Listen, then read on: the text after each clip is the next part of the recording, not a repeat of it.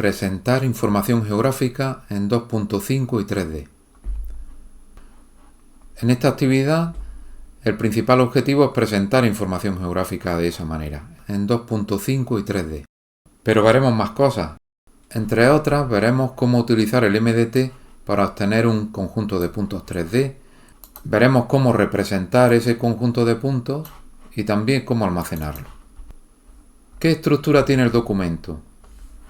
Pues en el documento se van presentando distintas operaciones que podemos hacer inicialmente en 2.5D y después en 3D, con distintas herramientas. Presentación en 2.5D con QGIS, presentación en 3D con Saga GIS, en 3D con R, 3D para imprimir con QGIS, 3D web con QGIS, y luego hay un apartado de geometría 3D con R y PostGIS. En cuanto a los ejercicios se basan en lo que hay presentado en estos apartados. No todo lo de los apartados hay que hacerlo en ejercicios. Y tampoco no todo lo de los ejercicios está en los apartados. Hay cosas que están en la parte de teoría.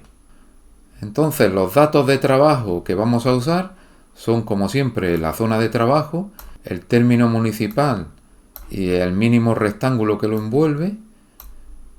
Y por otro lado, como capas vectoriales adicionales tenemos la capa de manzanas de Cartociudad y vamos a usar exclusivamente también el MDT como capa raster.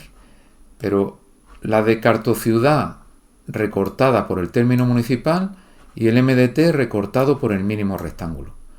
Es decir, vamos a usar estas dos capas y adicionalmente las capas de la zona de trabajo. 4 capas en total. En cuanto a los ejercicios, pues lo primero, una representación en 2.5D en QGIS, que está detallado en ese apartado. El ejercicio 2, representación 3D en R, está detallado en este apartado. 3D para imprimir, lo tenemos aquí. 3D para imprimir con QGIS. Geometría 3D con R y PostGIS.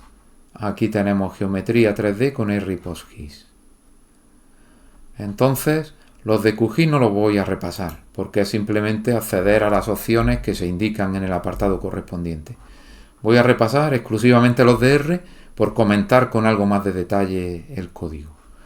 Entonces voy a empezar por este, 3D en R. En cuanto a 3D con R, pues lo que hacemos es directamente ejecutar este código.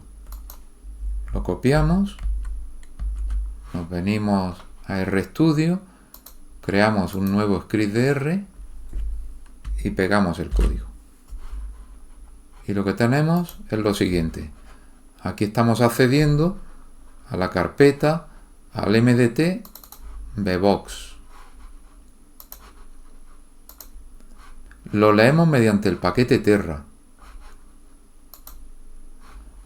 y usamos este nuevo paquete que lo transforma en una matriz.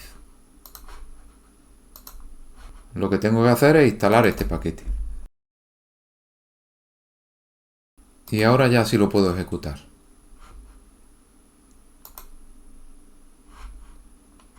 Me da las dimensiones de la matriz, el tamaño que tiene el MDT. Y la puedo ver. Me define una matriz con las posiciones que tiene y el valor de la altitud para cada posición. Entonces, usando este paquete se usan distintas funciones. Yo he usado lo más básico para definir una textura. Se puede definir adicionalmente que incluya nubes, detecte las zonas de agua. Tarda en procesarlo y cuando acaba nos muestra aquí una ventana. Y aquí tenemos el modelo 3D donde podemos movernos. El resultado depende de los parámetros que hayamos definido para configurar las funciones del paquete.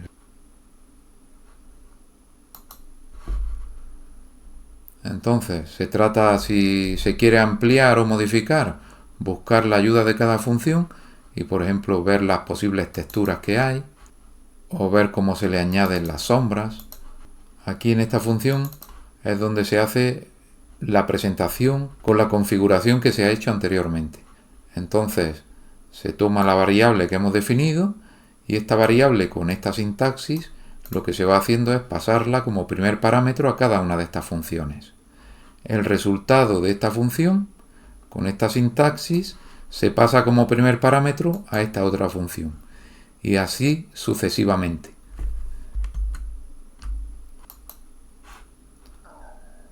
En cuanto al ejercicio de geometría 3D con R y PostGIS, venimos aquí y aquí tenemos el código.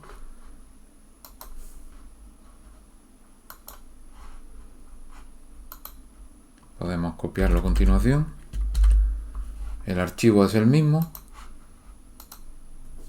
Leemos el archivo.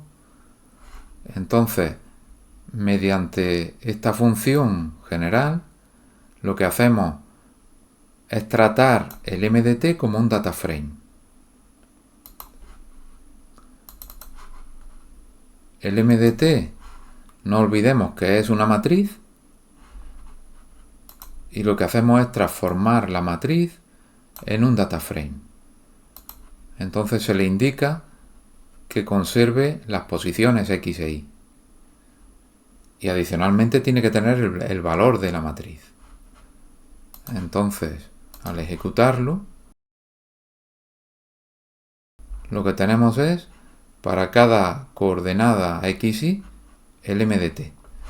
Mediante este parámetro lo que se le ha indicado es que los valores que no estén definidos, que puede haber puntos donde la altitud no esté definida, no los incluya.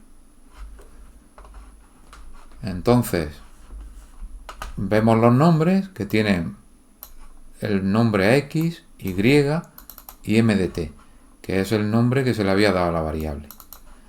Entonces, si le queremos cambiar el nombre, de esta manera, con esta función, accedemos a los nombres y esta misma función nos permite redefinirlos. Se le pasa este vector y redefinimos los nombres para que se llamen como se indica aquí, X, Y y Z. Con lo cual, si volvemos a ejecutar esta función, los nuevos nombres de las columnas son los que hemos indicado. Entonces, a continuación, lo que hacemos es usar esta función para obtener una muestra aleatoria. ¿De qué obtenemos la muestra? Pues estos son el número de filas que tiene la estructura que hemos obtenido. 353.130 filas. Pues entre la primera y la última obtenemos una muestra de 1000. De manera que se haga sin repetición. Es decir, que ninguna fila se obtenga dos veces. Es un vector de 1000 enteros, aleatorios. Y entonces, ¿cómo seleccionamos los puntos? Tenemos el data frame de puntos y seleccionamos las filas de la muestra. Y lo que hacemos, como no vamos a necesitar esta estructura para otra cosa, reutilizamos la variable. Ahora puntos tiene exclusivamente 1000 valores. Lo podríamos ver aquí. En lugar de los 300 y pico mil que tenía antes. Ya tenemos la muestra aleatoria de puntos en la variable puntos. ¿Qué más tenemos? Tenemos el código para generar una capa a partir de las coordenadas de puntos. Nosotros lo que tenemos aquí es un data frame. Lo que queremos es generar una capa para trabajar con el paquete SF. Pues lo que definimos es, mediante la función paste0, que la hemos usado repetidas veces, definimos la estructura en well-known-text de un punto con 3 dimensiones.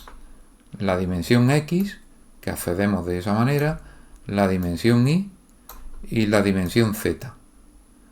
Y estamos usando esta función mediante vectores. Esto es un vector. Es decir, estamos usando esta función vectorialmente.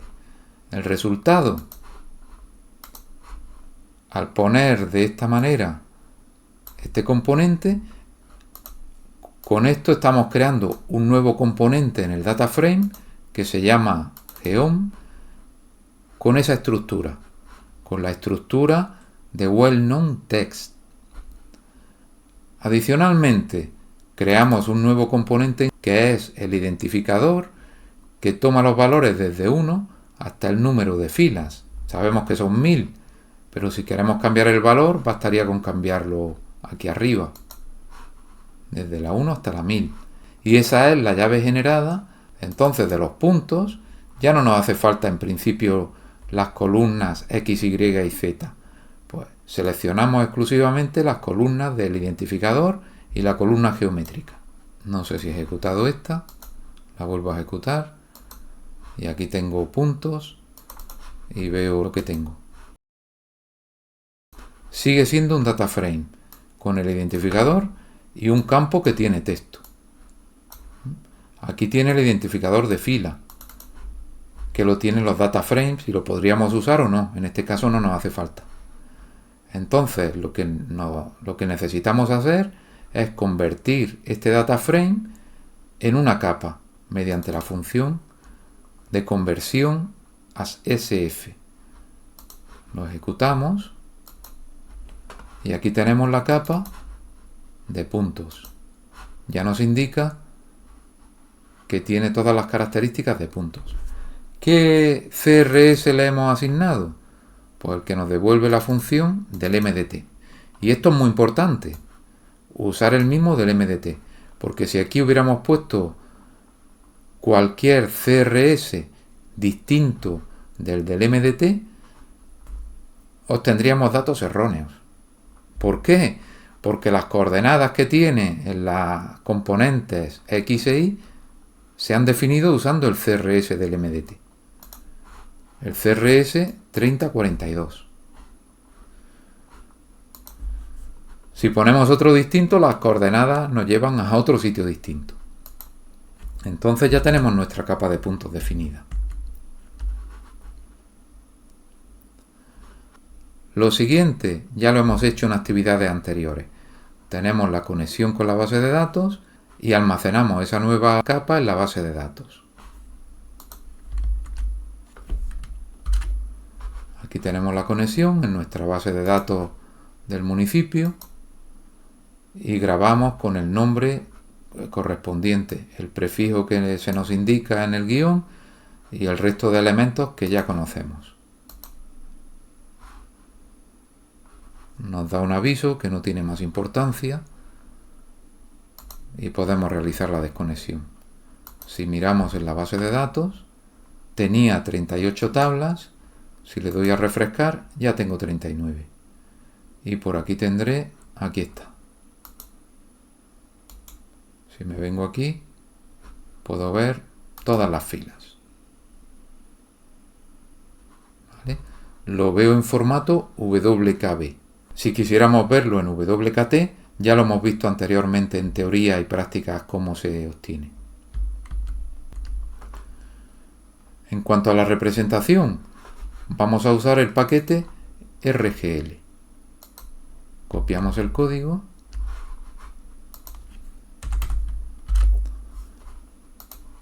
Entonces lo que hacemos es extraer las coordenadas de el componente geom de esta capa de puntos. Las coordenadas ya las teníamos en las columnas X, Y y Z, pero lo he hecho expresamente para usar esta función.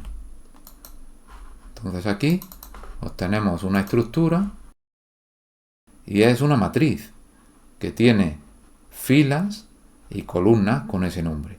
¿Cómo accedemos a una matriz? Pues lo que tenemos que hacer es el nombre de la variable y el nombre de la columna a la que queremos acceder. Como no indicamos aquí nada, accedemos a todas las filas. Estamos realizando una operación vectorial y lo mismo para las otras columnas.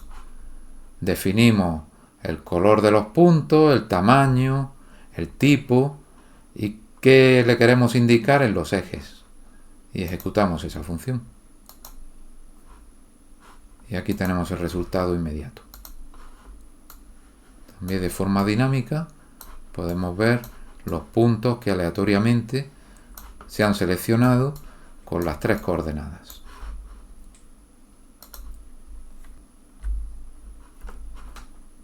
Que es lo que se nos muestra aquí. Con esto habríamos hecho prácticamente el apartado 1 y el 2. Y los apartados 3 y 4 están hechos en la parte de teoría. Entonces basta con ir allí y mirar cómo se hace. Para cada ejercicio hay que comprobar qué es lo que nos piden para documentarlo.